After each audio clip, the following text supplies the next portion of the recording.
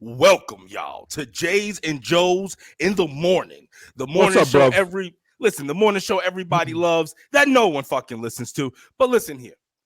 I guess it's a little Big bit man of a thing going remix on or yeah, it's a little bit of a Mark change Juan, bro. because looks like BTB is going on back over the pond.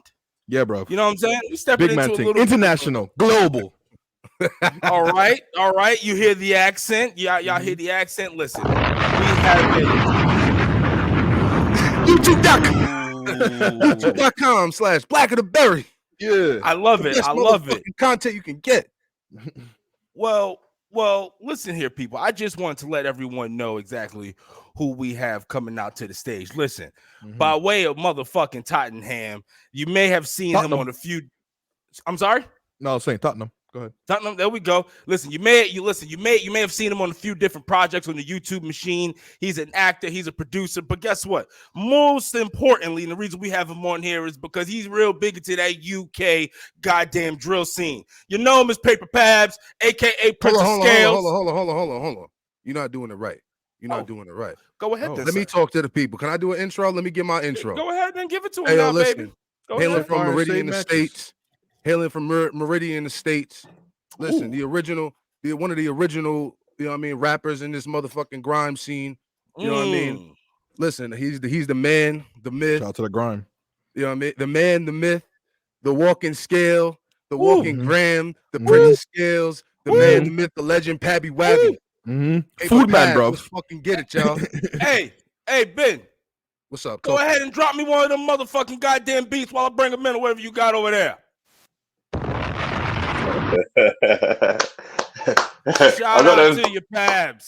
I got them Fuck Master Flex bombs. Welcome on, guys. Yeah.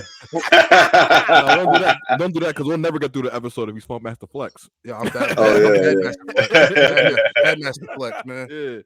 Yeah. Welcome on, brothers. You good? Welcome to the show, man. Hey, thanks, man. Welcome to the show, bro. You know, yeah, all day I'm gonna be doing my London accent. Just roll with it, okay? If it's bad, call me out. All right, and I hope he buries you the whole time. No, but listen though. So when we're doing a little bit of research, pre-production, you say you're from Tottenham, right? Yeah, Tottenham. Yeah, North London. North London, yeah. Tottenham. Well, it's Tottenham / Edmonton because I've lived on both sides and Birmingham, but yeah, residing from Tottenham, currently speaking, yeah. And your Hotspurs was not looking so hot the other day. They was not.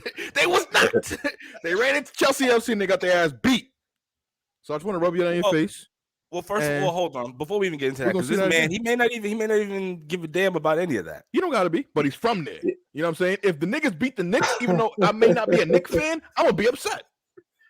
Well, you know, I actually support Man United. I'm a glory hunter. It is what it is, you know. Yo, so Pabs, you know, I knew as a kid, that's cool. As a kid, Man United had black players. They so did. I can, and Arsenal. So a lot of in the 90s, growing up, like these football teams like Arsenal and Man United had like a couple black players. So as a black youth and you love football, you identify with those. So absolutely. I guess different eras now, but nowadays people supported, you know, brothers are everywhere. You get me? Yeah, they're all over the place. You know what I mean? So, but they were scared. You still see that kind of racial tension, even though there is a lot more black players. You know, especially with Man United last year with when they played, I forgot what match it was. They played a match last year, and like they subbed in Jadon Sancho and Rashford, and they missed the PKs, and everybody was getting crazy on them. Oh, you're talking the World Cup, yeah, the international thing. Yeah. You know what I mean? Like they forgot who got them there. So I just want to hold on.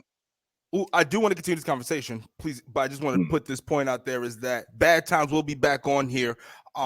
So before we kind of get into any of the nitty and gritty of your actual background, we're just going to kind of keep the conversation going. Bad Times will be back here, a little bit of technical difficulties, but I do have some questions surrounding the UK I think that we can get into before we get into your body of work, because it is vast. You got a lot of shit going on. And I know Bad Times has some shit planned. prepared, especially you know, kind of as an homage to one of your videos. But back onto this subject and particularly the racial, like, you know, kind of like you know, climate, I would say, down there in the UK. What is it like? What was it like growing up? What is it like? I've always been interested because you hear what certain people say, but obviously your boots on the ground, you grew up there, you know what I mean? So like, what can you truly break it down for us, especially, you know, and I say that saying that I'm guessing that you hear of what's going on in America, you know, the kind of crazy shit, you know, not to sound the conceited Americans, but I know the shit gets a little bit wild over here. So what is it like in relation to what we face?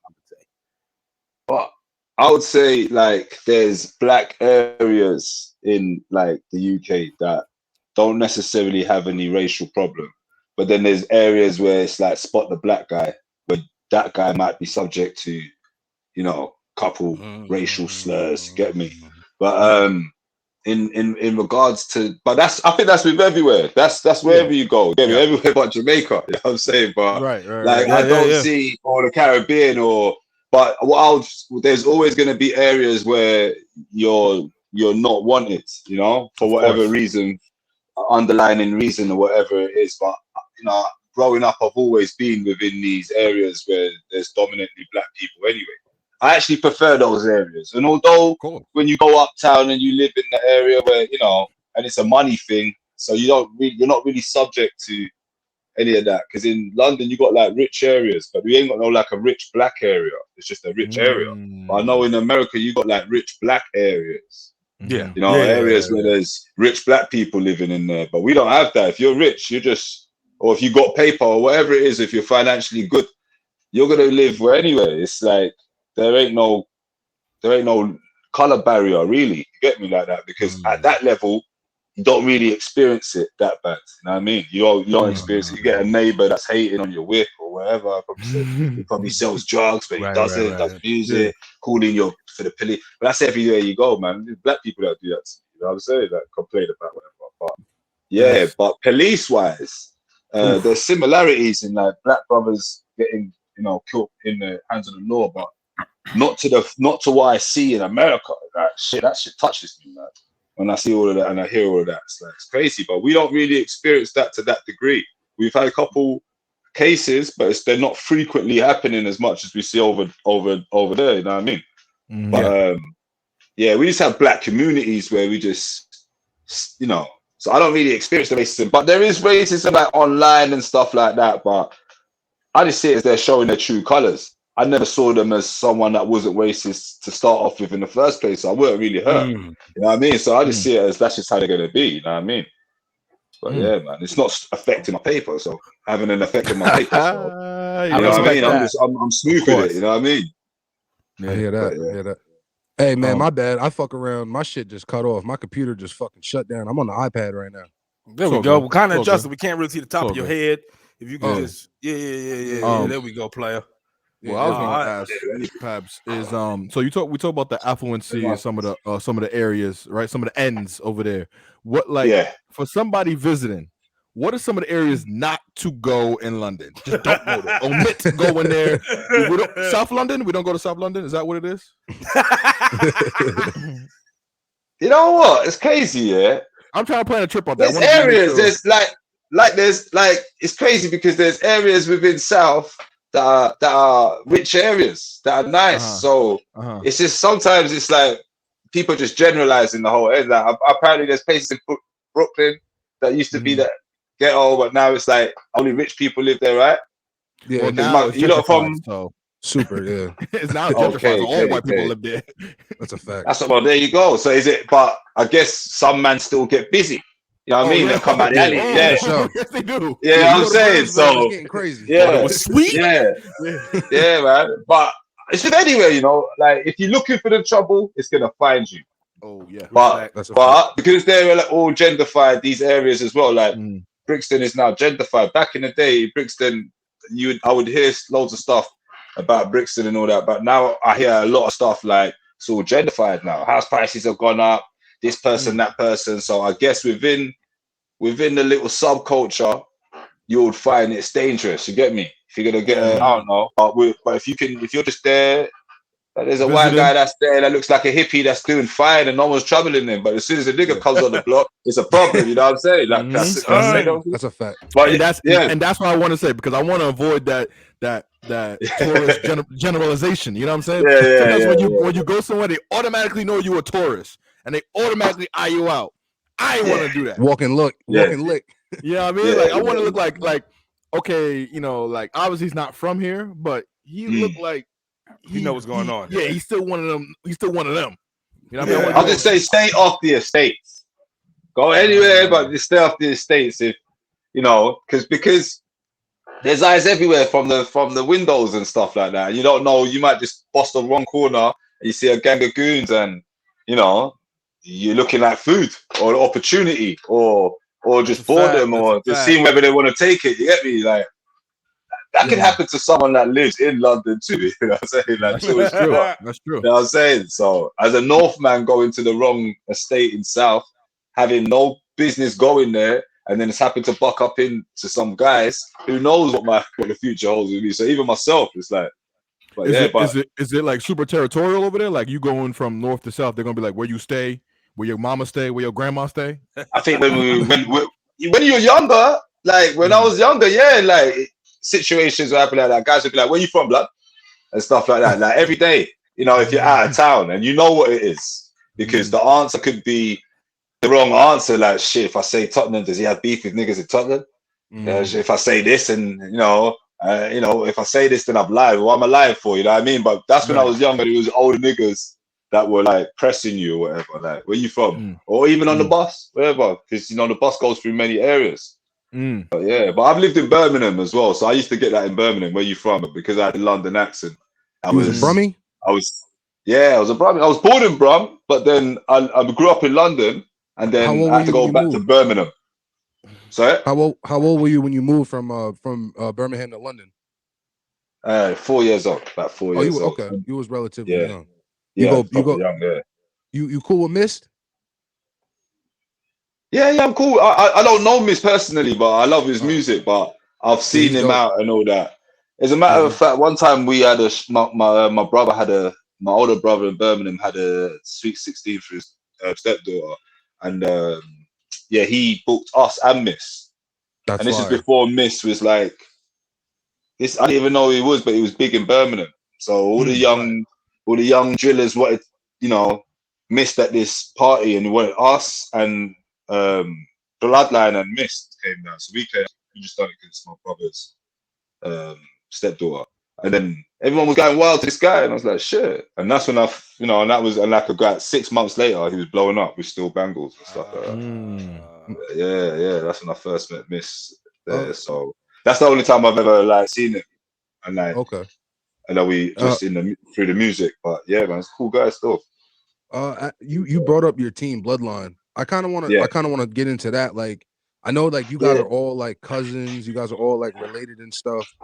But it seems like y'all kind of like bunch off and like group off and do y'all own things. Kind of like, can we get into that a little bit? Well, everyone's a solo artist, really. You get me? But we're all just family, so we can do it. You know, Bloodline was more than a crew because there was solo artists within this crew that could really hold their own. You know what I mean? So. Like how Wu-Tang was, you know what I mean? There was a good couple solo artists and stuff. That's a great comparison. You do a lot of referencing to New York, man. You love you pop guys, out, man. You that's a you know why, you know? My granddad did some bullshit, man. Hey, that's true. Who are you like? Everyone quiet, bullshit not good. What's up, bullshit, man? Listen. I ain't going there. It's not as bad. It's not as bad. East New York. BT everywhere, man. I'm good. No, Earth is my turf for sure. But like he was saying, you get caught lacking in the wrong areas. You know what I mean? You better lace up them trainers. You know what I'm saying? Pop, man. I was gonna save this, man, but fuck it. Yo, listen, motherfuckers come. Listen, I'm gonna try out for one of your videos too. Listen, motherfucker, come through with the bullshit if they want. All right. Come through. We not done. We not done. Come through with the bullshit. Wait a minute. If you want. Wait a minute. Wait a Come minute. This is the second sword. That's the second sword. I count it. Come through Wait a with the minute. bullshit Oh, if you shit. want. And, and then there's a crossbow. Bullshit. Hold on. Then there's a We not crossbow. done. Come through with the bullshit. And if he's got you a want, battle man. axe. BTB. Listen, Right BTB here is about between that the split in shit, between man. the dome. Wait a minute. And I think this was all because of Come guns. through with Wait the a minute. Oh shit! We got the things. Man. Okay. We got whatever. There's the Listen, bait. we want to. I don't even think they have those in the We UK. want to sort it out. Listen, nah, man. Now that was now hold hype. on. Was that an homage to guns? For me or for him? For you were homaging to him because of his music video. Am I correct? Oh, bro, yeah, bro. I seen your music video. You made me want to go to. Oh yeah. We called it Rapting. Yeah, Rap Ting. Yeah, that shit was Yeah, fire. yeah, yeah. How did y'all do that in the UK? Because I thought that y'all gun laws were like OD strict. Or matter of fact, never mind. I got a little connection. I got a little connection. We're not gonna flat it. I got a little connection with the Russians. Motherfucking Russians. Man, Always the Russians. I can't tell you that. I can't it was a what do you call it? Like a prop place. Yeah, they're props. They get them for movies and stuff. All like props. that. All props. Absolutely. 100%. 100%. You got to do with a dirty Glock. Prop. Yeah, I know prop when I see one. Nah, these niggas man. That looks nothing like the gun that what's his name shot? What's his name? Alex Baldwin? That looks nothing like that gun that Alex Baldwin had. You know what I'm saying? Yeah, I heard about that.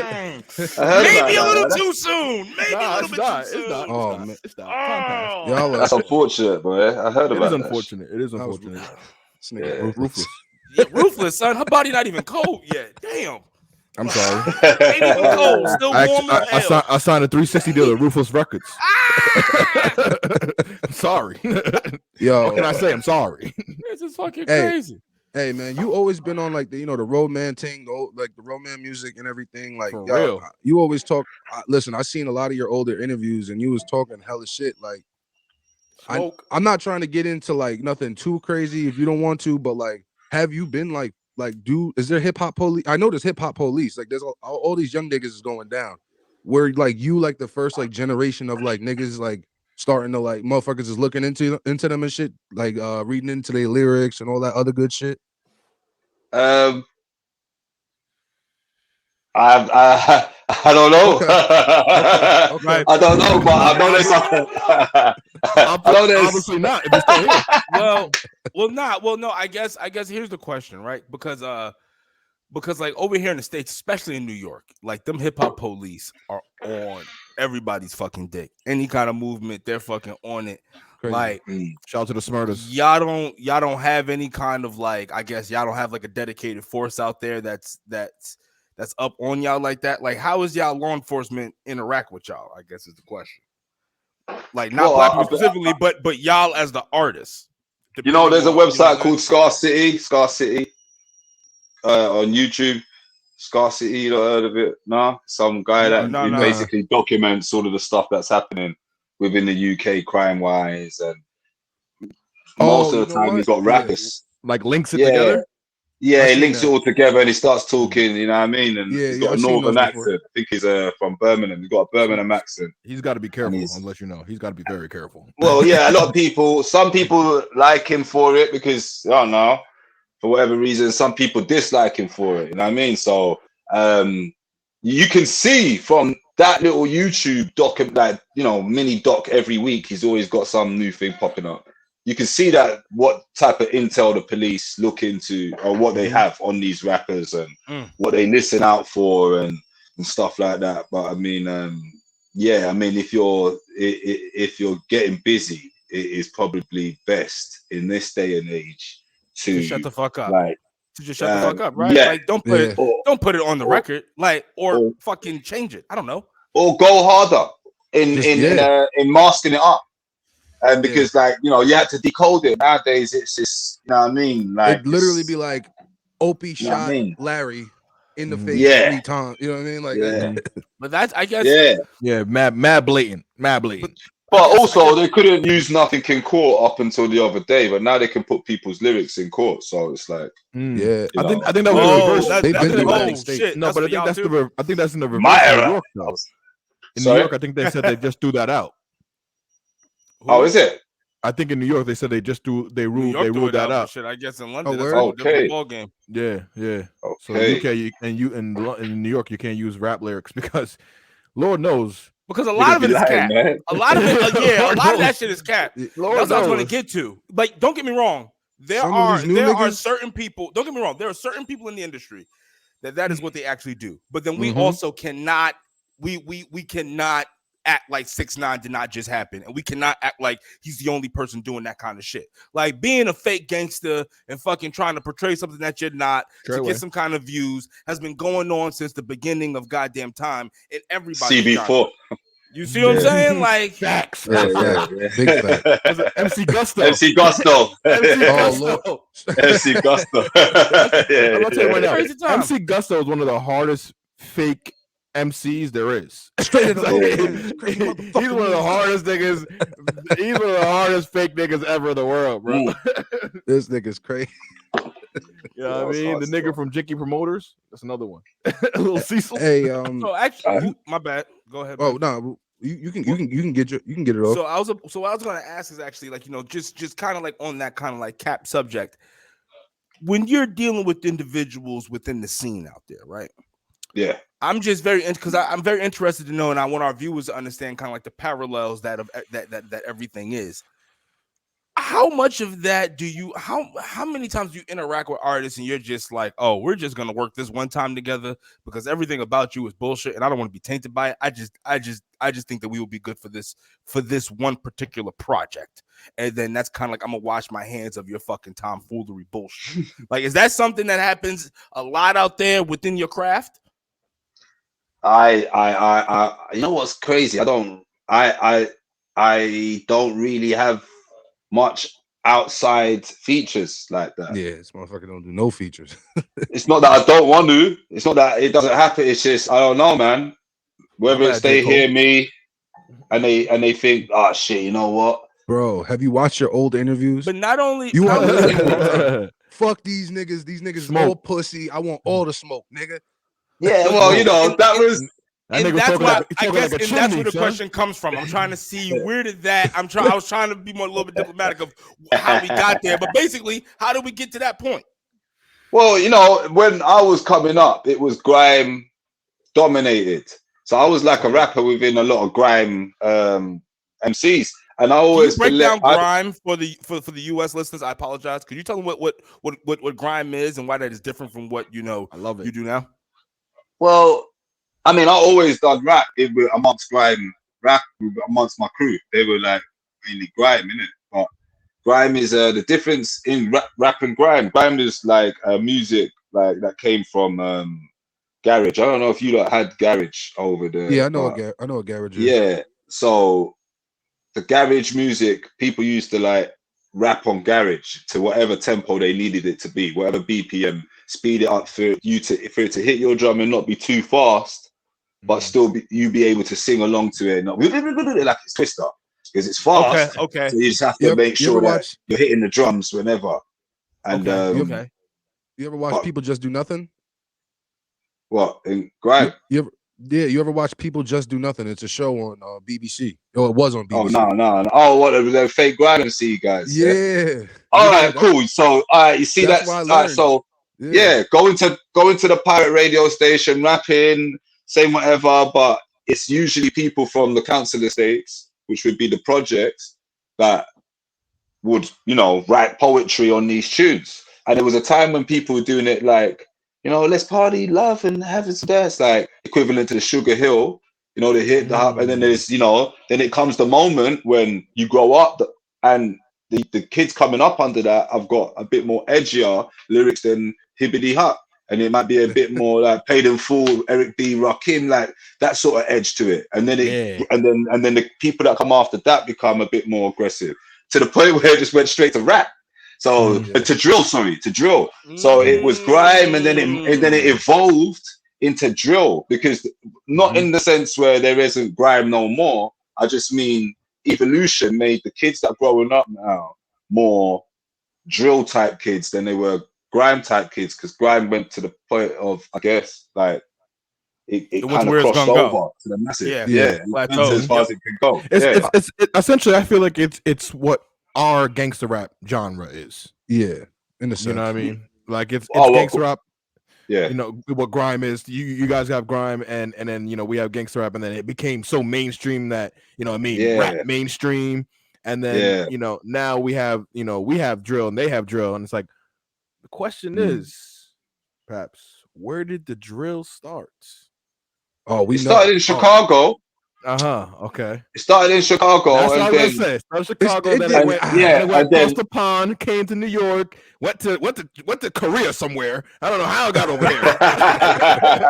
it went over to Korea. They got K-drill and shit over there. I don't know how Korea. Oh shit! You know what I mean? It's crazy over there. So, but the maddest thing is, it don't. Our drill, I couldn't see no similarities to like.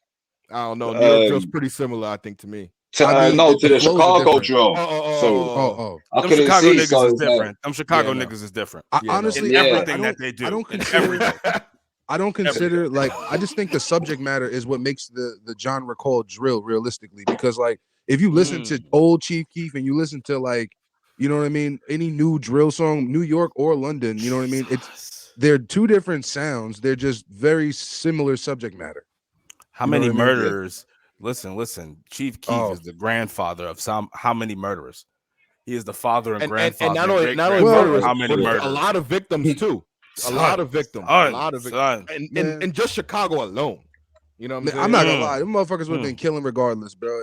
But it definitely enhanced it. But then the minute you have somebody saying you smoking whoever pack and you got this nigga dead homie roll up in the blunt on a track. Come on, nigga. I gotta whack you for that. I was rapping to these, not even know what these niggas are talking about, man. Like freaking, I think it was a Little Dirk love song for the streets. Yeah, I didn't say that. Talking about he put somebody in the we smoking it, and it's like that. And I'm thinking, I was singing that for time, and then I started to realize that, oh shit, that's the guy. Oh that's shit! Like, these men. And then looking back, and then looking back, and when I'm thinking, shit, man, free kill. These niggas is ruthless. Free kill. BT put me onto that. BT put me on. I'm like, I'm too good. He's like, yo, you gotta stop saying that. I'm like, why? He's like, Tuka's a real person. I'm like, word. Shit. It's crazy. I've been saying this nigga's name for like at least 10 years. Shit. Shit. I gotta chill out. My recipes. But that's what I'm saying. Like that music definitely perpetuates that. So it's like, is in the UK, is there as much violence predicated around that with the music, or is it like because of the different laws and legalities you don't see too much?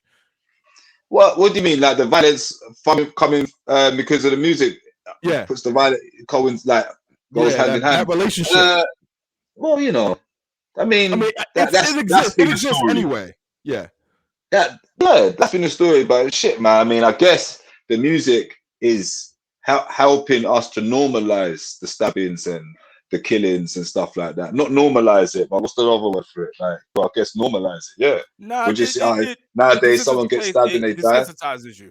And over there, yes, desensitized. That's the word. Yeah. So but basically you're numb to it now. You hear about the guy stabbing. It's like is there any more to the story? And was there juicy bits? What happened, man? Did he get stabbed? I want the details now. It's cool. It's just another stabbing. Yeah, like that's what in the UK. Y'all will poke somebody in the second. Quick chicken.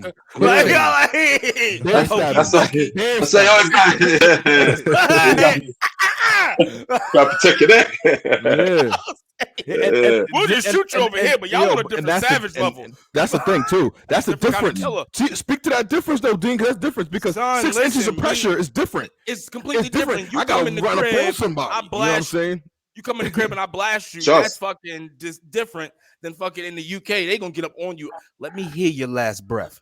Yep, he's done. Let's go. Zip him up. They come give you what I mean. It's $1.50 here, but it might be like £1.50 over there. You know what I mean? You know what I mean? So it's like, you know what I mean? Just run up on them. You know what I mean? So you know what I mean? Like, I don't know. That was a good one. I'm not new to that. Now you could use that if you use that in the next track. You know what I mean? Well, yeah. But man's run down. You see, not everyone in America, not everyone in England knows what $1.50 is. You know, they know what they've heard $100, so they know what that is. They don't think, but they ain't gonna put it together and be like, okay. You get me? So yeah. I mean, but the that was funny. Half a joker. Yeah, exactly. Hey, I want to kind of get into some early Pabs. Well, not early Pabs, but like your young life. Did you the paper? No, like young Pabs. Like this is okay. Yeah, the Pabs always had paper. Got it. Yeah, that grew up in Brummie as a Brummie and moved to Tottenham. You know what I mean? Were you like a good kid in school? Yeah, man. I was a good kid in school. I was good. I was artistic. Not autistic, artistic. You know, I like to draw and stuff. You know, I got you. You're fucked up and laughing. But yeah. But like, yeah, that's it. Basically, I was doing that. You stood up, you for fucked up. But yeah. Then my brothers were mischievous. So Press T and H, and I was in the middle. You get me? So these niggas corrupted me. Get me? Did you have and any then jobs? I started walking down that road, and then I became You became a savage. I respect it. I was always. When I left school, I had a job. You went to college and stuff? Yeah, I went to college after. I wanted some money. Okay. I just wanted to get work straight away. You know, I had dreams, man. I needed sneakers. You know, you don't call them. You know, I needed things. I needed a car. I needed a mobile phone. You know, it was different times, man. You know what I mean? My scammers over there, you know. You have to earn it, you know. So like, what are like some of the shitty jobs? Like, not even shitty, but some of the jobs you had like coming up. Yeah, I went to an agency when I left school. So as soon as I left school, I went straight to an agency. Yeah, so I was like, I'll take anything you've got. Man. You know what I'm saying? Like anything you lot have got that is, gonna give me some money tomorrow. Like, then yeah, let's do it. Get me? So I would do like warehouse jobs, boxes and pick and packing, stuff like that. And how old were you at this point? I was like, I left school. You're 16 when you leave school, so like 16 to 17, trying to get like some agency work, but nothing really sticking. You know what I mean? And then you do the lazy bit on the block. Trying to figure out your plan with your guys, and you're just chilling and stuff. Where did it get to the point when it was like, fuck this job shit? Like we gonna get this bag. Well, it was fuck the job shit and then get the bag a little bit later. I still had to think about where the bag was gonna come. Right. So I never had the bag and left the job. I just left the job thinking that this type of work is not for me. You know what I mean? So I need to study. You know what I mean? I need to do something where I'm gonna get some skills. You know what I mean? So I started watching my mans and them so do what they want to do. That's how I studied. On the block training. On the block training. Yeah. So when did like music like become a thing? Because I know you like grew up with like always. I know about you. Always. The way you grew up and everything, but like when did like music? When did you start doing it? Always, ever since a kid, I used to write the lyrics to the rappers. So like Biggie Smalls, for instance. So if I had Biggie Smalls' album, they never had the lyrics. Some R&B albums had a lot of the lyrics. My mum listened to a lot of R&B, so they had a lot of the lyrics in the pamphlet, in the paper, Oh, you showing your age. The CD. Yeah, man. Man's 37, man. That's big one. I'll be thinking this in a minute. You know what I'm saying? So, so like in the pamphlet, so Biggie Smalls and all the rap ones never really had it. Some of them did. I think Snoop Dogg's Doggy Style had it, I'm not sure, but some rappers did, but the top guys didn't. And then so I had to write them out. So I knew them. And I didn't necessarily get them all the words right, but that taught me a riff or sort of pattern, like when you make beats, like you know, you're learning. Okay, so the rhyme comes there. All right, there. Okay, Biggie's rhyming twice at the end. Some rappers ain't. You know what I mean? Buster's doing a little. So I was learning. Yeah, I was studying it. So I was learning. So I have a question for you. Yeah. Well, no, I'm sorry. Just continue on that. But like, how has that affected your writing process currently? Like, does that like does your early you writing like you having listen to the song and then writing it down and then seeing how it goes? Like, for instance, do you now write your full lyrics out and then kind of read it before you go into the booth to kind of see what the flow is, or is your writing style kind of like more of a little bit more of a freestyle? Like, what is it, and does your past have my writing style's more like writing to the tune itself, but I wouldn't drop nothing down until I got like 4 bars. Yeah. That's what I meant. Like, during when you're listening to the beat, do you necessarily actually write it out, or do you just like see yourself saying it and then listen to it back?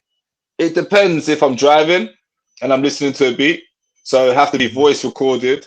I'd have to pull over, or hey, get points for this, and you can lose your license if they know. But this is But anyway, so I'll write down lyrics while I'm driving. If I'm in a studio, I'll just go in there and just say the bars, depending on whose studio it is or whatever. But more time, I'm writing in my phone. But back in the day, it was pen and paper. But if I had no phone, I'll use pen and paper. But I'll just write in my phone, line for line. All those like on wax freestyles you got, are they like written, or are they actually like off the top? Can you freestyle? Like, I can't freestyle. Nah. I feel you. Hey, I can't freestyle. Listen, actually, we can do a shitty freestyle back and forth right now. I have the shittest freestyler in the world, but it's not because I know that I can't. You know what? Because I've never tried to freestyle, like practice that sport. But if I would, I think 6 months of practicing freestyles, I think I'll be sick of it. You know what I mean? But I haven't actually freestyled. Like, whenever I try to freestyle, but some of my guys that can't make a song for shit are the best freestylers in the world. Facts. Like, shit, if I was recording them, I could cut that up into 5 different songs. You know what I mean? They're the best freestylers ever. My guy Pringle, he's never ever made a tune or cared to write bars like that, but his freestyles, he'll freestyle sick. And so you either got it or you don't. I realize that this freestyle thing. It is a gift.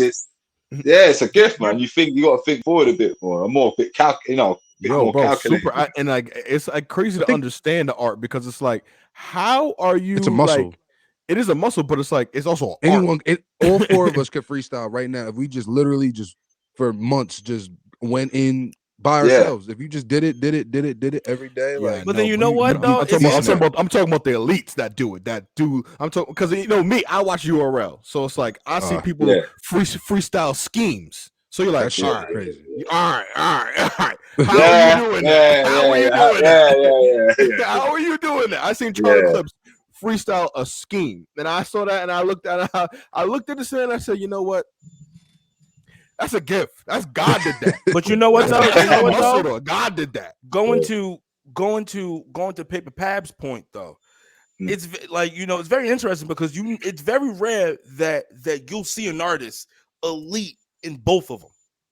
It's kind of one or the other. You know what I'm saying? Like, it's very rare. Let me know, Los. I think it's either you're a lyricist or it's rare. I think either you're a lyricist or a song maker.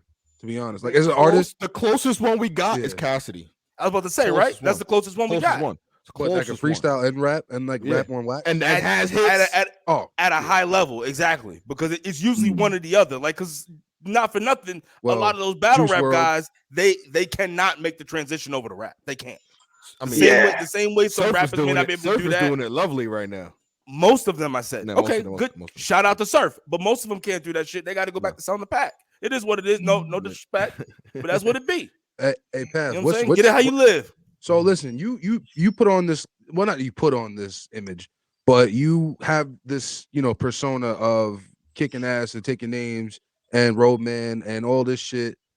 What is your favorite non-rap song? Like, what is like that song that if a motherfucker was to catch you like and you really fuck with, you know what I mean? You fucking asshole! You trying to put a chicken? Right, you know what?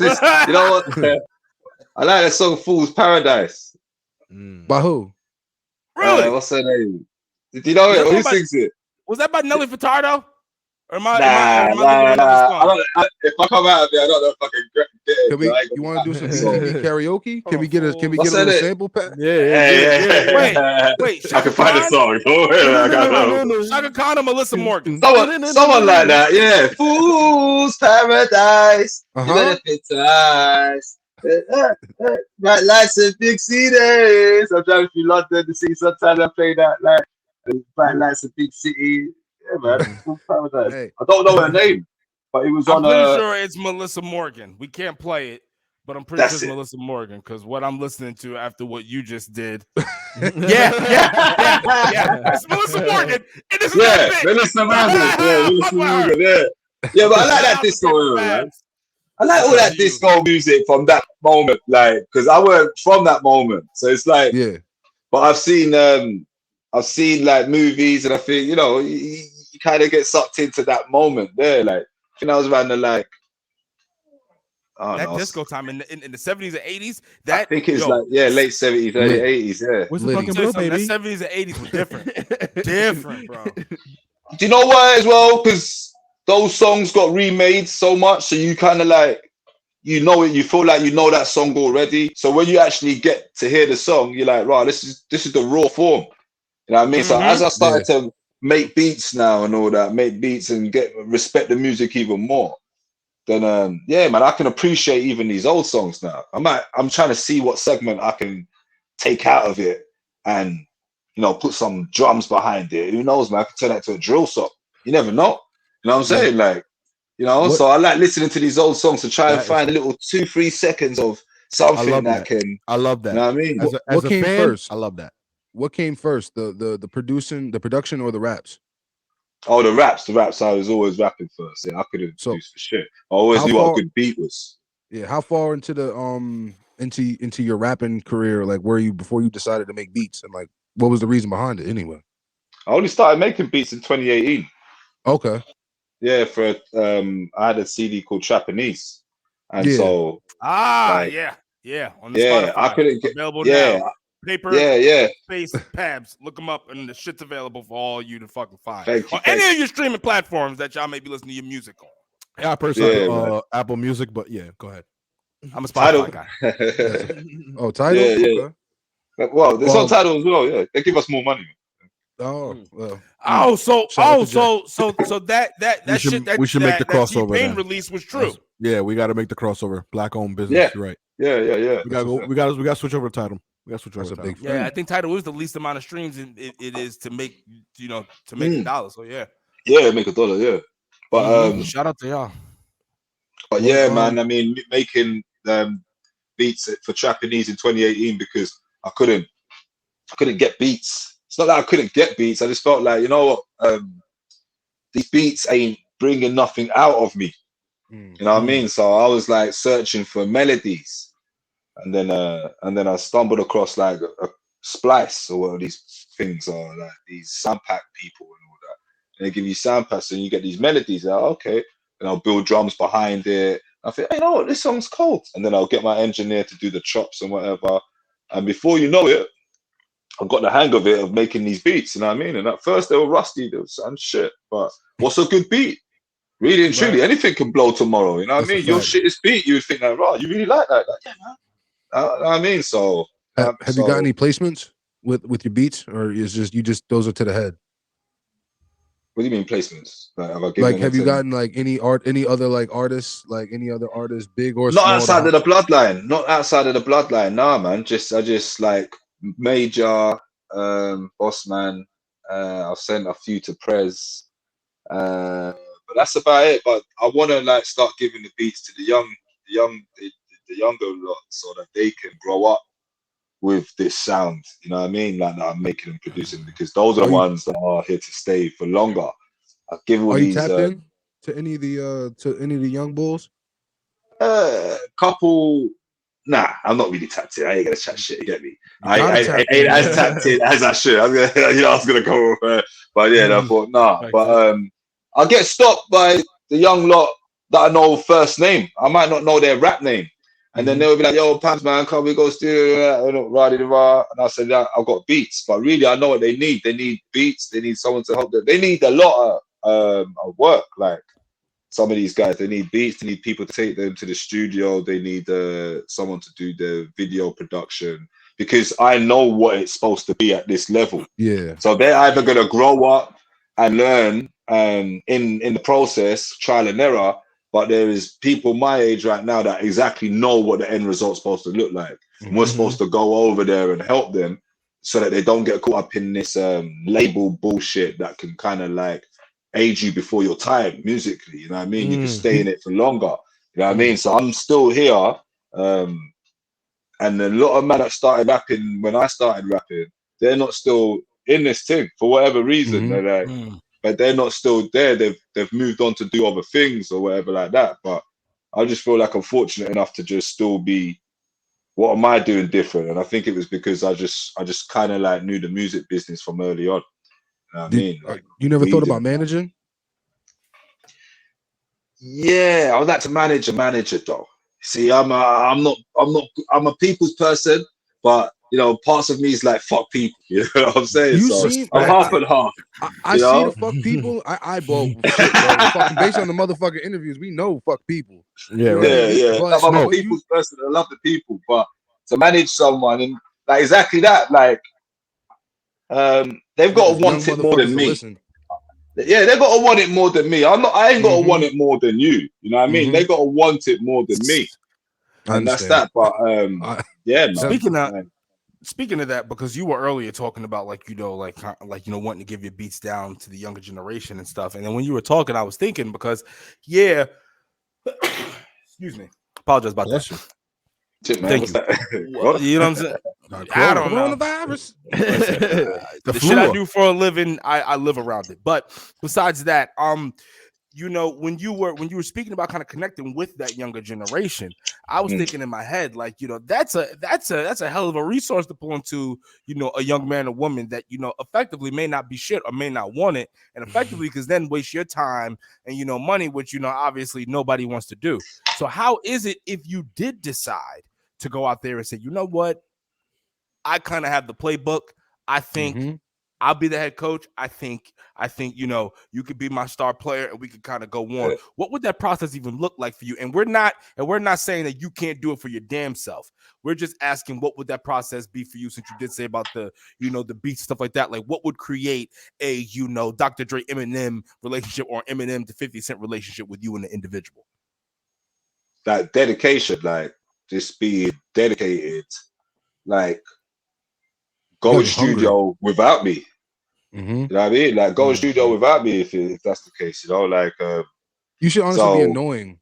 You should kind of be like annoying. Yeah, like to the point where they're always on me for something in regards to their craft, or listen to this tune or initiative as well. Just intuition, initiative, just getting up and just doing things, but also just being that star player. You don't have to be the best, you just have to be consistent. So you don't have to be the world's greatest rapper. You just have to be consistent and all of those things there. But a lot of people are closed in, and the music that I make is like, I wouldn't say dark, but it's street road music, and it's very hard to get someone in this day and age that isn't tied to something already from the streets. So it's like, you know, there's politics and stuff like that I have to play on. There's loads of like young Tottenham man that are sick that I respect, and I'll post their thing, and then I'll have someone from Edmonton that wants me to post their thing. But these lot are historically like have had like a riff, like, and so I don't know who I'm offending in posting this person and so, and then posting that person, and all of those energies intertwining. You know, I think we need I think you need to bring the old school fuck everyone Paper Pabs in that sense, because realistically, bro, you a grown ass man. You can unify grown that ass shit. man. You allowed to be, not to say play both sides, because we don't do those. You know what I mean? But you're allowed to be a neutral party. So it's like, for sure. You like realistically, like, I mean, listen, I'm not in the gang shit. I'm not in the road shit. You know what I mean? But what I can say is I can also tell a grown ass man to get over himself. I'm gonna do what I want to do. It is what it is. 100%. Listen, the money always is the answer. So yeah, it's about the money, bro. Fuck all the Fuck the street shit. The street Yeah. shit. You know this, bro. You listen. You older than all of us. How old are you, lot, by the way? I'm 29. All right, cool. You almost did. 30. I'm 30. Yeah, when you said 37, it was like, all right, we're right there. So like, I know. I like to fuck with older people. We gonna be there soon. Yeah. Living, right? You know what? I used to like. I'm at 37 now, so I'm well in seasoned in this 30 thing. It's all right over here, guys. Listen. When you get it, it's all right, you know. It ain't that bad. Keep on living. Keep on living. Oh, it's just not y'all. And to Pab's point, look at it. LeBron's 37. Look at it. You know what I mean? Well, hold on. You know what? Speaking of, I'm just saying, look, LeBron. Speaking of age, right? Speaking of age, so like you've been documented in front of camera for at least 10 years, right? In this game, with your craft, grinding it down. And then earlier you spoke about the consistency, because you said earlier in regards to an artist, you don't necessarily have to be the best, you have to be the most consistent. So my question becomes to you, obviously, you have the cliches like, the drive, the want, all that kind of stuff. But for you to continue to keep going for 10 years to get where you're going, and on top of that, you're not stopping. Where did you get that where does that competitive stamina come from Paper Pabs? When Paper Pabs wake up every morning, where does that competitive stamina come from to keep that motherfucker going? And like may seeing a wall and understanding that, I may not be able to get over this wall, I may not be able to go through the wall, but I can get around this bitch. I can do that. Like where does that come from? I always would get disheartened in this music thing for whatever reason. That's all they pop off or whatever. I know what. The streets is looking juicy right now. The industry is looking a different way. But there will always be someone I'll bump into that will see me and just start spraying my bars or doing a mad thing or showing the true love in the most randomest of all places. You know what I mean? It's always when I'm outside the area because people are used to seeing whatever. Like, if I go out of London, I'll be in like some petrol station, well in some white area on the service. You don't have service stations when you stop off. Yeah. In between states or whatever. Yeah. And then people are like, yo, Paper Pabs, ginger white boy, like it's crazy. And I'm like, oh shit, man, this is actually part of people's soul. Like, that's love. Yeah. So it's like that would always keep me like, yo, man, I'm destined to do this, man. Shit, man, I'm like, Pablo Christ, man, anointed to do this shit. Like, but that's how it feel like. Like I'm one of the chosen ones that I'm supposed to. Like, and yeah, man, I just love doing it, man. I've always loved writing bars. I always write, and I always feel like I can do better than the person that wrote that. I always listen to it and think, okay, but I will always appreciate someone that does something sick. You get me? But the appreciation comes with when I'm like, fucking hell, how did you write that? How did you think of doing that? But if I think that it can be done, then it's like, yeah, all right, cool, it's nice. But that as well, like, the competitiveness, like I grew up with H and Press as my brothers. So we was just competitive, like just with whatever. I forget music, just growing up in the household, like fighting with one another and all that. So it was always like, be sharp in whatever, in your craftsmanship and stuff like that. So that's what keeps man going. That's what keeps you grinding. Yeah. I got that. I got the natural competitiveness and just wanting to make sure your craft is what the best that it could be. That's a hell of a thing going, especially. And I just want to make sure I highlight that because whenever we interview any kind of artist, they can be like, a rapper, they could be a goddamn poet, hell, they can even be in sports, whatever the case may be. I always am very interested to know is what keeps you going, because there always does come a point where you're kind of waking up and you're like, does this shit even matter? Does it matter? What am I doing? Am I even doing this right? Like, people say they like it, but do they fucking like it? But then there's always that you know what I mean? Like, you know what I'm saying? Facts. It's the realest shit. Like, you know what I mean? You gotta kind of get into it with yourself and everything like that. So, you know, I always like to just ask and wonder, like, what is it that kind of keeps you going? You know, just because I think that's something that, you know, anybody who is creative that wants to kind of put their art out there to be judged, that's something that they're always interested in knowing, especially from those who come before them. You know, as well, I've been to so many behind the curtain industry events. And it's like, I don't ever want to stop going to these things, man. I can't stay in the loop. You know, they're going to get back to these industry parties. You know what I mean? I want to go to the fucking red carpet. You know what I'm saying? Like, you know? Yeah. I see some of your lot over there, like, you know, from America, they'll fly over, like, the mobile awards and all that. Like, once I had a taste of that, I thought, nah, man, I got to always be in there, man. He's like, shit. Worst come to worst, I got to be security at one of these events. Whatever it is, shit, do some bodyguard for some artist or whatever. But I respect it. Yeah. But yeah, I just love the industry, man. I hate the industry for the fuckery that comes with it, but I love it for everything else, man. You know? Of course. You know? I respect that. I respect that 100. Yeah, man. 110. You said I always the think fuckery. back to people in my school. And it's crazy because everyone was, you know, in school, everyone's got bars, lyrics. Like some of my mates, like, that made me want to rap because they were the best rapper around the block. So, you know, there was a guy, my brethren called Tristan, he was a sick rapper, man. And, you know, I used to think, fuck, I used to go to his house. He used to have all the latest CDs and all that. He used to put me onto all of these guys, like, you know, Graph. Is it Graph? You don't call him Graph? Yeah, Graph. Yeah, from Queens. And he had all the 50 Cent like G-Unit mixtapes, and like he had Big L. So we got onto it. We got it late. We got it late. So some of these guys we got late, but we're still studying like they were brand new. You know what I'm saying? So yeah, of course.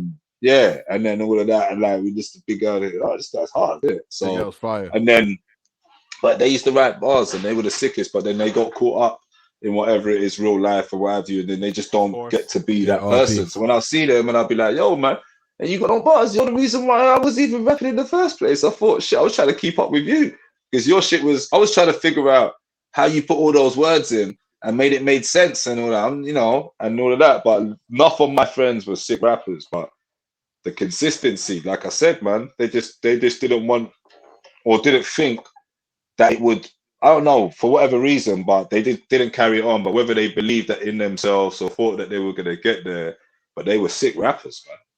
They were sicker than me. They were better than me. I mean, did this rap shit ever make you like fall out with anyone? Like not just like industry, personally, whatever. Like cut ties to somebody? Yeah, it made me feel like, you know, I'm above this, or it would make me walk away from ignorant shit because I've got more to lose. So it saved me in many ways, you know what I mean? And I didn't feel the pressure of like having to do something because, or act a certain way to a certain person because I'm Paper Pabs, but it would just help me with like, you know what, I'm better than this. Let me just go and tell studio I'll make a sick tune. Let me use this energy and stuff like that. But so no one's ever fell out with me over hating that. I mean, you get it. Yeah. You get it, but sometimes hating is really love, man. They just don't know how to just people, you know what I mean? Show it. They don't like to give you a hug, you know. They don't know how to be like, yo, man, you know, I don't know, blessing, great one. No, they just don't know how to say them words. So I guess that's what it really is, man. But other than that, I haven't really fallen out with no one permanently over this music thing like that. No. What about like all like the little issues you had, like the little beef you had with some of the grime artists from back in the day? Like those issues still stand, or like are they basically like squashed now that you're older? Yeah, because none of the issues were like life threatening or anything like that. They were always just like, who's a better rapper? Yeah, he's a better rapper. Didn't have to go poke nobody up real fast. It wasn't like that. It wasn't like that. It was all. In this day and age, it might be a little different, you know. What I'm saying? Oh shit! But you know, everyone thinks that they're the hardest. So every ends in London with swear by that they're the toughest ends in London. Like, you know what I mean? Like, so coming from our side, like, we always felt like we might have been a bit more edgier than those MCs over there. They haven't, you know, they're not after, you know, they're not from, man, they're not really from the ends and stuff like that. So we would feel like we are, you know, a bit better. Like so that, like, but So at like industry events, there wouldn't be like no real tension. It was never like any moments where like you was like, let me fucking. Well, you don't be packing a thing. Yeah, like but that, we had. I think where we were lucky. 9-inch butcher knives. You better not fuck with them. We were all family. We were all family. So we would always roll out, and we would roll out with a couple of the other cousins that don't rap and stuff like that. Then a couple of the guys from the road, the block, like so. You know, give or take, whether it was good for us or bad for us, because they were troublemakers. We would roll out with a decent, you know, and we was really, really, you know, from the bits. So it was either people, you know, appreciating us being in these places or whatever. So if we would touch down in Birmingham, we're from Birmingham, so we would be. You know, we would check in with the Birmingham homies, you know what I'm saying? Birmingham cousins, you know, and then real cousins too, you know, we're not cripping, but yeah. So and then Manchester. So we was always like connected in these areas that you need to be connected in, you know. And London had like a problem with grime anyway. Like they were always shutting down the freaking the shows and shit. So, you know, London kind of like banned grime for a period of time. So we always had to go out of London and up north to like get shows and stuff like that. So whenever goddamn big Ben. That's like a fucking lockout. Yeah. But one time we went to like one time we went to some show in some far area, and yeah, man, they were loving it. You know, we came late and we was about to leave, and then we was in the car park, and we realized that there's not really much black people this time. We saw like a group of hooligans like just walking towards our car, like, or the car park. And I just thought, you know what, let's just leave, because you know this doesn't feel like, you know what I mean, like we should be here just blazing zoots.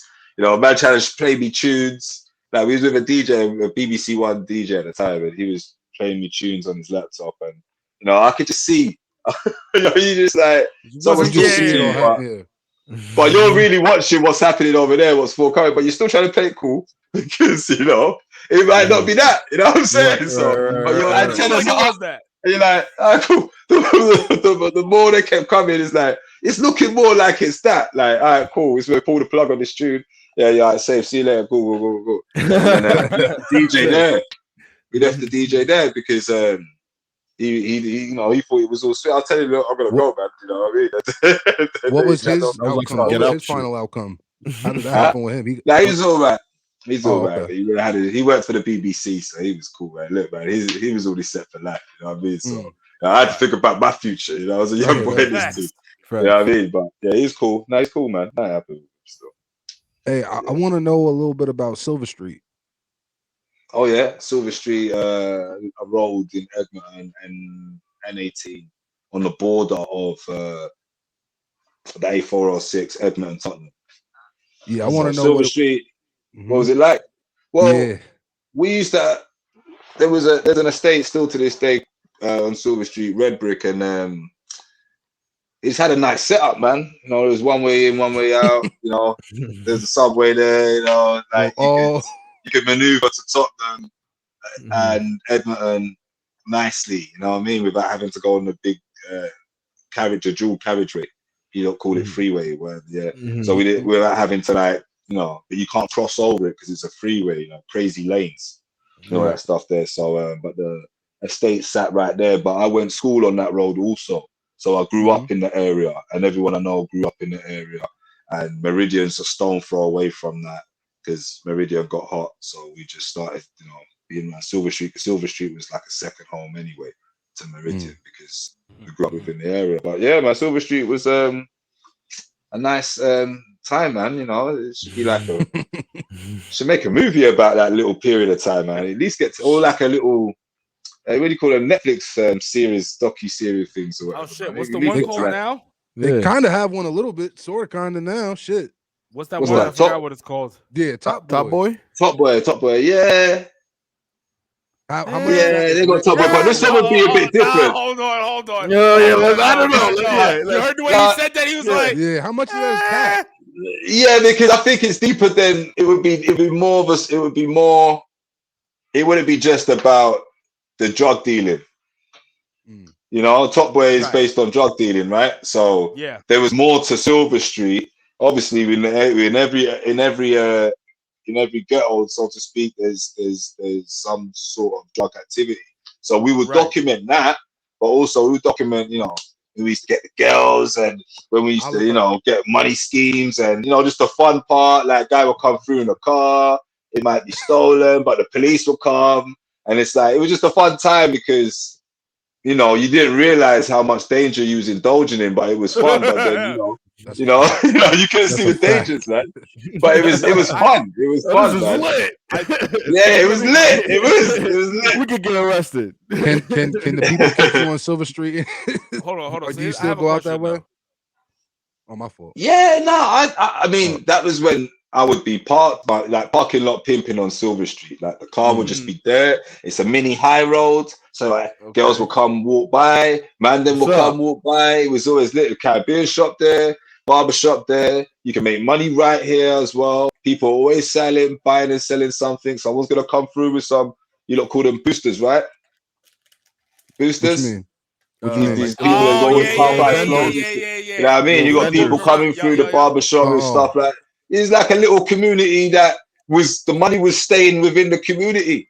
So it was staying within, you know what I mean? Like, we built up a system where, and, you know, everyone was like, if you've got a service, I'll buy it off you rather than buy it off anyone else. And it was like it was nice, man. It was a nice little hub. You get me? Is it still like that in 2022?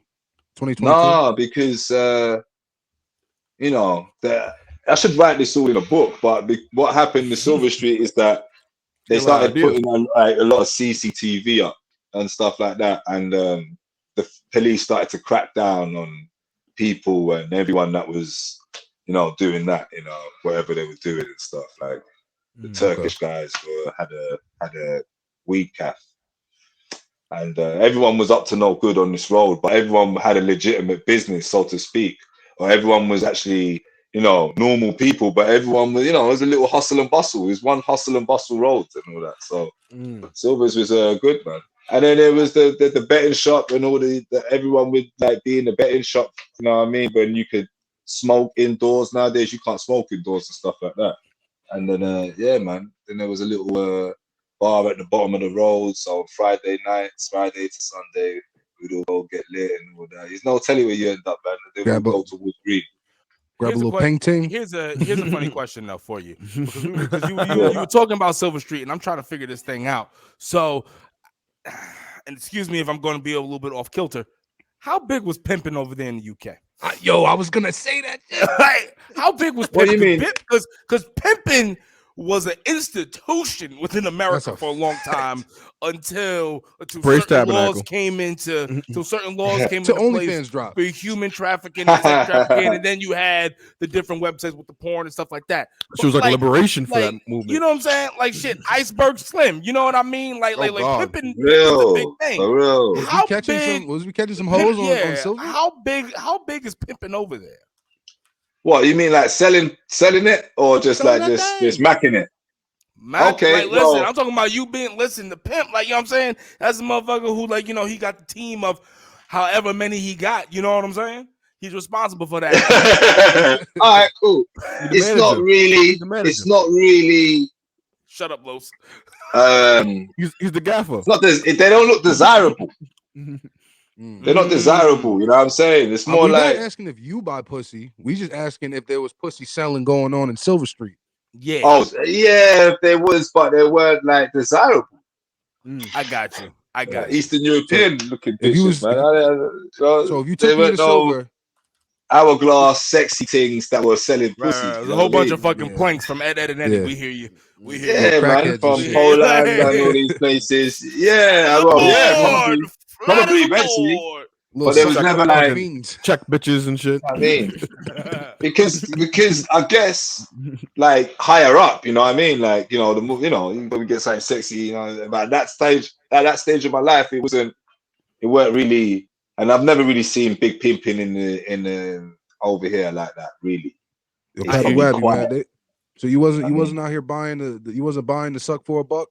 You know what it was? Well, you know what? I never had to buy, man. I always got it for free. Whoa, man. Talk about it, player. Talk about it, player. Look, seems like to me the UK did a bad job of outsourcing. You know what I mean? They got from the wrong pool. They should have got from somewhere else. You know what I mean? Yeah. Why Eastern European girls? They should have went maybe Western. Maybe get some French German bitches in there. You know what I'm saying? if you go on 25 by the store, it's selling pussy up there too, and we ain't fucking. Listen, one time I got offered some head for $20. I was like, I didn't know what to do. I was just like, right. No, thank you. I said no, thank you. Shouldn't do that. That's how nervous I was. Like, no, thank you. I shouldn't do that. Should not do that. It's too cheap. This is an STD walking to happen. That's a fuck that. You say that you go to Costa Rica and you're like, wait a minute. No. That's a different $20. Spark something. That's a different $20. Dominican Republic. That's a different $20. That's a different $20. We're not talking about the same $20. That's premium $4. You know what I'm saying? You know what I'm saying? Pounds and dollars will take you far. There's a moral compass here with this. You know what I'm saying? There's an experience out there. It's an experience. There's Czech bitches. There's Czech and Eastern European bitches, and then there's them Costa Ricans and them Dominicans. You know what I mean? Now, there we go. It hits way different. You know what I'm saying? Literally, 24/20s ain't gonna hit like that. You ever met a Dominican? Yo, hey, I'm not gonna lie. If you come out here, we taking you to Washington Heights. It's gonna blow your fucking mind, bro. Yeah, Washington Heights, yeah. Yeah, it's gonna blow your fucking mind. What? It's a place you shouldn't go, Pat. Yeah, bro. I went there. Don't go. Let me tell you something. Don't go there. No, it's out there in Suffolk County. Don't go to that fucking farmland with these goons. Hey, I did a show, and then I did a show in Washington Heights, and then went out afterwards. And there was so many bad bitches that I just froze up. I didn't know what to do. Yo, Pat, okay, never mind. Let's talk about the city one. You want to go there? Yeah. You might freeze up. You want to go there? Yeah. All right, cool. Washington Heights. Yeah, where is that? Is that near DC? It's hell no. It's in the Bronx. Oh, okay. Wait, you said the Bronx? Well, East. Sorry. It's Harlem. It's okay. Yeah. That's it. The Harlem. Talk about that before. It's past the Bronx. It's past the Bronx. You don't consider it the Bronx? Don't nobody come to fucking New York to go to the Bronx to visit. It's like bring that man to the Bronx. Okay, nigga, that's why I said Washington Heights. Fuck that. Listen, I mean, you know what? I like to go. You know what? Back to what we were saying about what areas can't you go to or what areas you should go to. I find when you're not looking for trouble, trouble don't find you. Yeah, trouble don't find you, and if you got no business going somewhere, sometimes you just probably Paper Pabs. But to your point, I was in the Bronx after graduating high school. I wasn't looking for no trouble. Me knowing my family, I had a cousin who lived there. Went to the corner store, and trouble found us. So to your point, out there in the Bronx. I mean, shit, man. Different. You know what I'm saying? The Bronx is them niggas in the Bronx is different, bro. That was my first time. Oma had issues on Jerome Ave. Bro, that was the first time I ever fought the whole hood. I was like, oh, these niggas is coming out like cockroaches. Like it's abort mission, niggas. It's 6 on 35. We gotta go. What's the most who's holding the title for the grimiest end part of New York? It's between bro, because a lot of grind going on. But first you got to establish the pool of who you consider, because Brownsville. Are you considering Yonkers? Are you considering Staten Island? Well, Staten Island can just Staten Island's pretty nice. No, Staten Island. You can get Staten Island, the Italian. That's the Italian folks. Okay, they gotta figure that one out. All right, so that's their problem. So like Brooklyn. They cool, you know what I'm saying? But listen, 99.9% of Staten Island. How's the gabagool, Paper Pabs? How's the gabagool?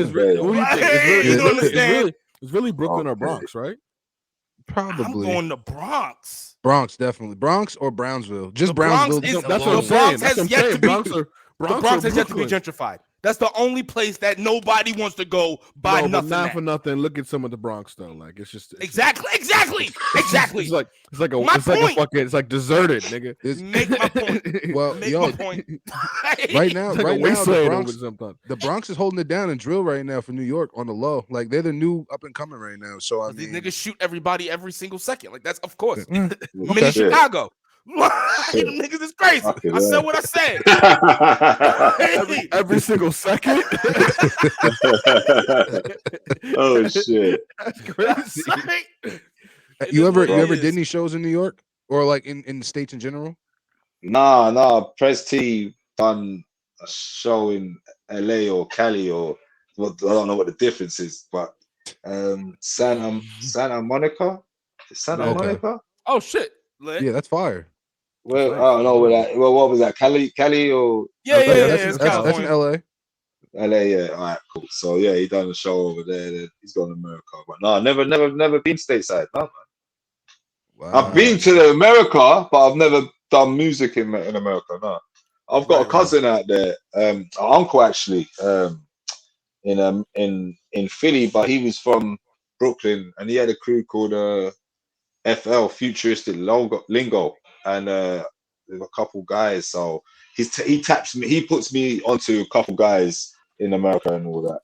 And but I was always meaning to like do a tune with him. We still are, and then like trying to do this stateside UK rap, American rap together somehow. But it's always I don't know, man. We're gonna do it, but it's just I don't know if it together. No one. I've yet to find someone. I've yet to find someone to master that sound together. Oh, so if it's Dirt, you ain't fucking with it. I feel the best copycat. No, I just feel like the best copycat is Drake right now.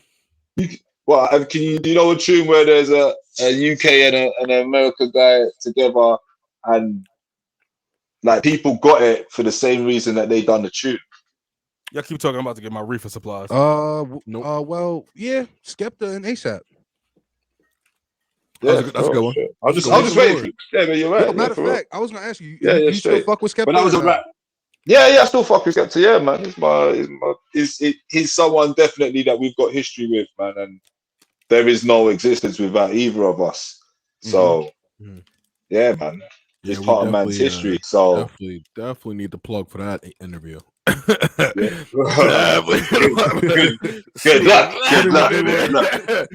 Good luck. But back to that. You see that Praise the Lord tune. Fire. That sounds like a UK rap tune. So I think the formula would be for an American rapper to get on.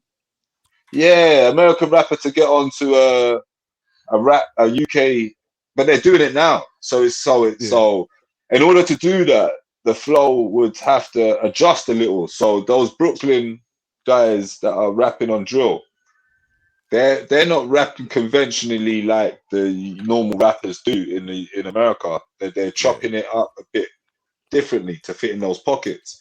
But that's how the UK rap sounds. So when someone from America with that sound, when the UK drill high level and the NY drill high level connect, I think that would be something that's sick.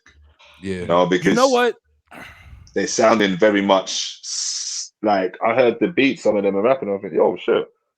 Some of the producers are UK producers. You know what I mean? So it's like it's bridging the gap closer. You know what I mean? Yeah. But other than that, yeah. Speaking of sick, you know what I just realized that would absolutely be wonderful to do with Paper Pabs is that we should schedule another time for him to come back on and us do a strictly Spotify episode. And the reason I say that is because we can actually play music. So we can actually play his music. We can play other UK drill. So then, like, you know, because I know that there's people that there's going to be people who listen to this that they're going to be like, well, I know what you guys are fucking talking about, but I want to hear what the fuck you're talking about. Don't worry, people. We're going to try to figure this thing out and get all parties back together because I think that would be one hell of a thing. Because if you make it just a Spotify episode, we could go fucking crazy. Yeah. I mean, we can go back with his shit because, you know, how is that a pause? How is that a pause? I be reaching, bro. Okay, yeah. I don't want to elaborate.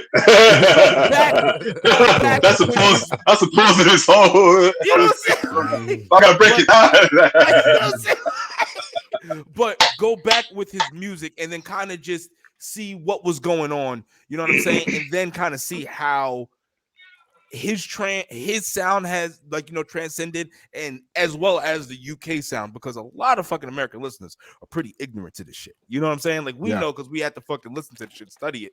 But there's a lot of people listening. I know because I like the shit.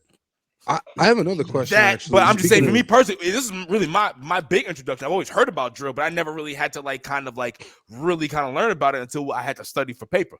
You know what I'm saying? Mm-hmm. And I was like, oh, this is pretty interesting.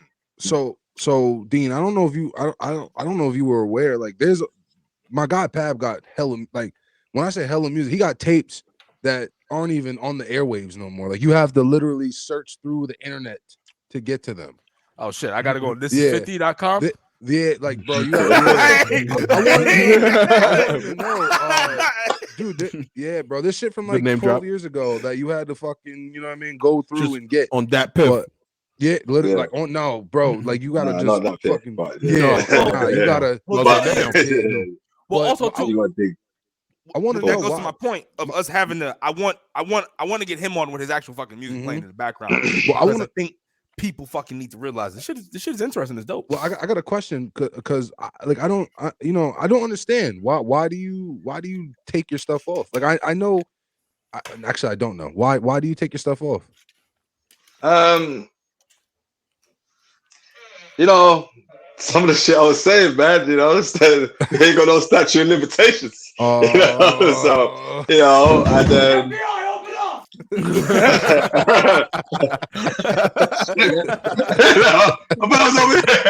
got AirPods on, man. But no, like some, for reasons, you know, for reasons like that, you see, but they're all gonna go back up, man, you know. But also, you know, people didn't really like put them on DSPs back then, because I'm from an area where a lot of the stuff wasn't on DSP, so a lot of the stuff was physical or it was on the DSPs, but then, you know, I'll just take them down because I was saying too much crud for whatever reason, you know. And I might not have needed that to, you know, raise alarms and whatever dealings I was dealing with. But then to put them back up again, it was like I have this power and this scarceness about some of my music that some people can't get. And I think that just added more myth to the man. And I think it's just good. I don't want to talk too much, but hey, we're here now, you know. But I was thinking of putting these things on NFTs because they're not on the smart Spotify's and stuff like that, you know. You cease and desist, any motherfucker that put it on there, but also release them on Buried Treasures like that, and then the Buried Treasures is all old stuff, right? That's all. Like, I could tell by the engineering. That's all old stuff. All old stuff, the engineering, freaking you know, the beats, the voice, everything. The beats. Everything. No, but I can go up to like fucking Buried Treasure fucking 6, 7, 8. You know what I mean? So I just thought, you know what, this is a good way, rather than just release the tape again. Let me cherry pick the best ones, and then for the different moods or whatever mood it is, and just keep releasing these Buried Treasures while I'm in the studio working on the next thing. So it just fill the gap. It always keeps you relevant. Yeah, exactly. You know what I mean? I'm surprised. That's what they used to do. Your fans don't get mad. Like, your fans don't like get pissed off at you that like you like just say fucking and delete everything. But shit, I mean, I don't know. None of them. They obviously would get like, you know. You want the old Pabs? Buy the old albums. Fuck it. Yeah. You know, you should have bought them shits. You know, they'll still be on your fucking iTunes library, but you didn't, did you? You had to watch streaming. You know what I'm saying? I respect it. I respect it. It's your fault. You know what I'm saying? I gave you the shit. You didn't want to buy it. But but I'm like, half of the time, half of the tunes that I've got, like, I got tunes with Black the Ripper, got tunes with Blade Brown from back in the day. Like, me and Blade Brown have done like 3 songs, one for his tape, one for my tape, one for my brother's tape. I got songs with like so many like old school brothers that might have been here today, gone tomorrow, or still about right now, you know. But I just like to keep the jewels, man, you know. And it wasn't a DSP time as well. It was more like physical. So to load them onto the DSPs, like you said, they sound different to today's mastered and sounding crisp and all that stuff. So there's got to be more of an event as to why I'm going to load that shit up. You know what I mean? I've got to let you know that this was purposely done. This is old school shit. You know what I mean? Do you ever get tired of your old shit? Like I like when I used to make songs, like I'll be honest, like I would make songs and wait mad long to drop them. And like by the time I would be ready to roll out, I'm like, yo, fuck this song. I don't even want to drop it no more. Ready to make the new thing. Yeah, all the time, man. I've got songs friggin'. I got. That's why I say I can make up 6 buried treasures, because I've got bare tunes like that. That when it was time to go, I felt like they sounded dated.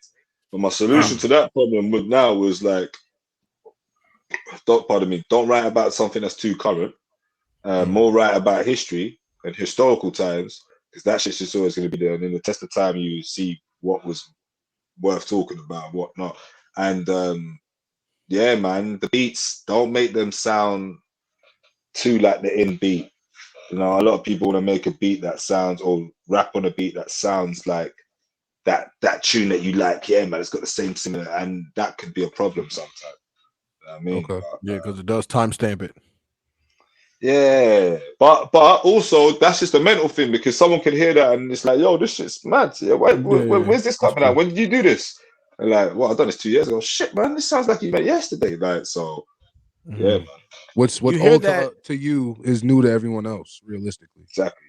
And besides that, you hear that a lot too, in the sense of like, you'll hear that like an artist was like pushing a single for like 2 or 3 years, maybe even 4 or 5 years sometimes, in the case may be, and that one single finally fucking pops and bada boom, bada bam. But in the meanwhile, they do have this whole catalog of music. You know what I mean? But I guess it just kind of just depends on everyone's taste buds and everything like that. Listen, Paper Pabs, we hear, you know, at Black of the Berry, you know, the Jays and Joe's morning show that everyone loves, but that no one fucking listens to for some odd reason. We definitely and 100% appreciate your time, and we definitely want to have you back on for just the Spotify episode. And I'm sorry, people listening, watching on YouTube probably gonna get mad. I'm sorry, but we can't fucking play the music on here. They give us strikes, then we get down. It's a whole fucking goddamn political ruse. But we definitely want to have you back on here to really kind of get into the actual nitty gritty of your music. To the grime. And then, but then not even that.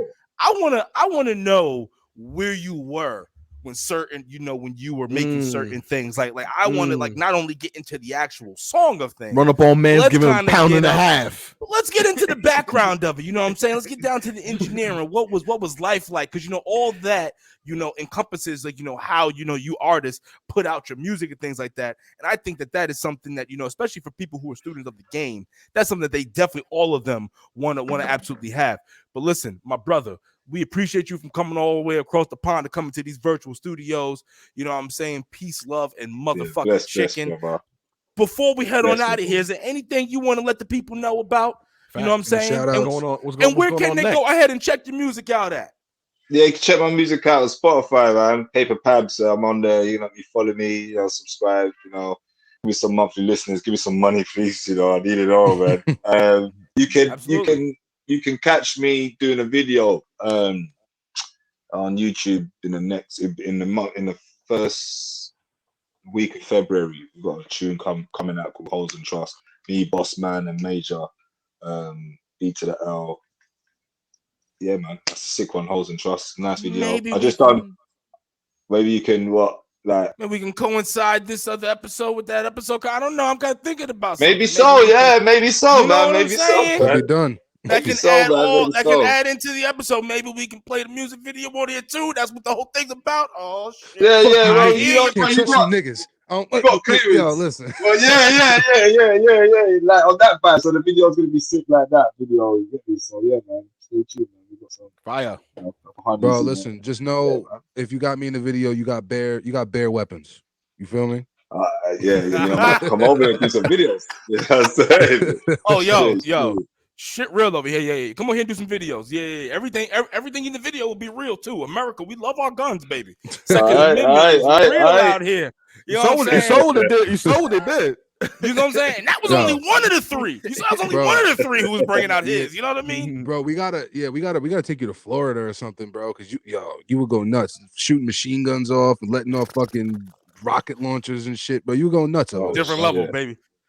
Well, listen here. Peace, love, and chicken, everybody. This has been Jay's and Joe's. Y'all already know who I am. I am Dean. That over there is the Madman Los. Y'all know who that is at that bottom left corner. Shout out, bro. Bad motherfucking times. And the big homie came over here from across the pond. Paper Pabs, we appreciate you. Check out his music wherever you get your shit. I personally listen to him on the goddamn Spotify machine, but you can go ahead and check him out on the goddamn YouTube machine as well. Make sure you put it in. Paper, P-A-P-E-R with a nice space, P-A-B-S. Peace, love, and motherfucking chicken, baby. This has been Black of the Berry. We out. Manchester sucks. Yes.